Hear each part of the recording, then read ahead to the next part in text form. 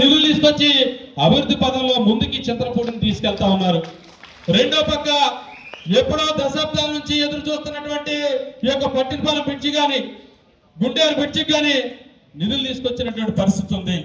వీటితో పాటుగా ఏదైతే ఈ యొక్క బైనార్ బ్రిడ్జి బ్రిటిష్ కాలంలో నిర్మించినటువంటి పురాతన బ్రిడ్జి కూలిపోతే గత ప్రభుత్వంలో వాటిని రాళ్ళు ఇనుము కూడా అమ్ముకున్నారు, బ్రిడ్జి మాత్రం కట్టలేదు. దానికి కూడా నిధులు తీసుకొచ్చారు ఎమ్మెల్యే గారు. ఈ సందర్భంగా తెలియజేస్తా ఉన్నాను. దాంతో పాటుగా 3 కోట్ల రూపాయల సీఎంఆర్ఎఫ్ చెక్కులు తీసుకొచ్చి అన్నార్థుల యొక్క బాధలకి వారు అండగా నిలబడ్డారు. ఇలా ప్రతిరోజు కూడా కమిట్మెంట్ గా ఆయన పనిచేస్తుంటే మన ఎంపీ గారు గడిచినటువంటి 10 నెలల్లో నాకు తెలిసిన తర్వాత రాజకీయాల్లో సీరియస్ గా ఉన్న తర్వాత చోడే రామయ్య గారని భద్రాచలం పార్లమెంట్ లో మనం ఉండేవాళ్ళం. ఎలక్షన్ అప్పుడు మా ఇంటి దగ్గర అంటించిన పాంప్లెట్ తప్ప నేను ఎప్పుడు ఆయన చూసిందే లేదు. ఎందుకంటే దాదాపు 250 కిలోమీటర్లు ఏమో ఉండేది చోటే రామయ్య గారిది. చాలా పెద్ద నియోజకవర్గం. తర్వాత మాగంటి బాబు గారు వచ్చారు. వారు ఈ ప్రాంతంలో మనందరితో కూడా కలిగి తిరుగుతూ ఉండేవారు. తర్వాత కావూరు సాంబశివరావు గారు వచ్చారు. వారు కూడా ఈ ప్రాంతంలో తిరిగేవారు. సెంట్రల్ మినిస్టర్ కూడా అయ్యారు, కొంత చేశారు. తర్వాత వచ్చినటువంటి ఎంపీ గారు మరి 6 నెలలు ఎక్కడ 6 నెలలు అమెరికాలో ఉండేవారు. నేనైతే ఒకసారి చూసాను 5 ఏళ్లలో. కానీ ఎంపీ గారిని చూస్తా ఉన్నాం అనునిత్యం. ఒక పక్క పార్లమెంటు, రెండో పక్క ఢిల్లీ, ఇక్కడ కాన్స్టిట్యున్సీ. ఈ 3 ఆయనకి వేరే పనేమీ లేకుండా ఆయన చేస్తున్నటువంటి అభివృద్ధి గురించి ఒకసారి చూస్తే వందే భారత్ ట్రైన్ గురించి విన్నాను. వైజాగ్ నుంచి విజయవాడ దాకా ఎక్కగానే ఏలూరులో స్టాప్ ఉంటే భలే ఉండేది కదా, ఇక్కడ దిగేవాళ్ళం కదా అని అనుకున్నాం తప్ప చేసే నాదుడు ఎవరు ఉంటారులే అనుకున్నా.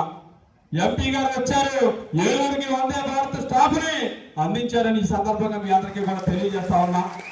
రెండో పక్క ఈ ప్రాంతంలో ఎన్టీ రామారావు గారు బెందులూరు నియోజకవర్గంలో మొట్టమొదటిసారిగా పామాయిల్ మొక్క నాటారు. ఈ ప్రాంతం అప్లాండ్ ఏరియా అంతా రిచ్ అవడానికి ప్రధాన కారణమయ్యారు. ఆ తర్వాత మన ప్రభుత్వం ఉన్నప్పుడే 21,000కు పైగా మద్దతు ధర లభించింది. తర్వాత దాని సగానికి సగం పడిపోయింది, చేతులు ఎత్తేశారు. ఈయన వచ్చిన తర్వాత మరలా పామాయిల్ మొక్కలు ఎవరైతే పెంచుతున్నారో, పామాయిల్ సాగు ఎవరైతే చేస్తా ఉన్నారో వారికి హితోధికమైనటువంటి లబ్ధి చేకూర్చి వారి కళ్ళల్లో ఆనందాన్ని చూశారు ఎంపీ గారిని ఈ సందర్భంగా తెలియజేస్తా ఉన్నా. దీంతో పాటుగా మూడోది వచ్చిన పొగాకు అంటే ఈ ప్రాంతంలో అప్లాంటి ప్రాంతంలో పండినటువంటి పంట ఉన్న డిమాండ్ మరే ఈ రాష్ట్రంలో ఎక్కడ కూడా లేదు. అత్యధిక ధరనే పలికేటువంటి కేంద్రం ఏదైతే ఉందంటే కేవలం జంగారెడ్డిగూడెం పొగాకు వేలం కేంద్రంలో మాత్రమే. అలాంటి పొగాకు రైతులకి ఎక్సెస్ పండించినా కూడా ఎలాంటి ట్యాక్సీలు లేకుండా కూడా మరి వారు తీసుకొచ్చినటువంటి అద్భుతమైనటువంటి కార్యక్రమం ఈ రోజు పొగాకు రైతులందరూ కూడా మహేష్ అన్నకి జేజేలు పలుకుతున్నారని ఈ సందర్భంగా తెలియజేస్తా ఉన్నా. వీటితో పాటుగా మొన్ననే నేను కారులో ఉండి శేషు ఉత్తేజాలు రోడ్లు అడుగుతాడని చెప్పేసి మొన్న రమ్మన్న తర్వాత ఇక అత్తమాట నన్ను అడగొద్దు, అధికారులు మీకు అప్పచెప్తా నువ్వే పడని చెప్పానని రివ్యూ పెట్టారు. కుక్కునూరు రోడ్డు ఈ రోజున గతంలో మనం అనుకునేటోళ్ళం ఆంధ్రప్రదేశ్ నుంచి తెలంగాణ పోవాలంటే, భద్రాచలం పోవాలంటే రోడ్డు సాఫ్గా ఉంటే తెలంగాణ రోడ్డు, గోత్రమయమైతే ఆంధ్రప్రదేశ్ రోడ్డు. ఇది చాలా మంది టీవీల్లో కూడా జోకులు వేశారు. ఈయన వచ్చిన తర్వాత గొంతులుంటే తెలంగాణ, సాఫ్గా ఉంటే ఆంధ్ర అనే విధంగా మారుస్తా ఉన్నారు. వారికి సందర్భంగా ప్రత్యేకమైనటువంటి ధన్యవాదాలు తెలియజేస్తా ఉన్నా. వీటితో ఎంపీ గారికి ఏలూరు జంగారెడ్డి రోడ్డు, చింతలపూడి ఏలూరు రోడ్డు, చింతలపూడి ఈ రోడ్డు.